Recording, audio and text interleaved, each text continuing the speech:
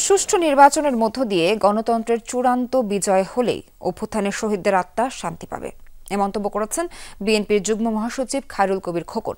সকালে নরসিংদীর চিনিশপুরে জুলাই আন্দোলনে জেলার প্রথম শহীদ তাহমিনের কবরে ফুলের শ্রদ্ধা জানান তিনি। অভিযোগ করেন, দেশে এখন পরিকল্পিত ষড়যন্ত্র চলছে। গোপালগঞ্জে হামলা, মিটফোর্ডে ব্যবসায়ীকে নৃশংসভাবে হত্যা কোনোটিই বিচ্ছিন্ন ঘটনা নয় এবং বরং সেই পরিকল্পনারই অংশ।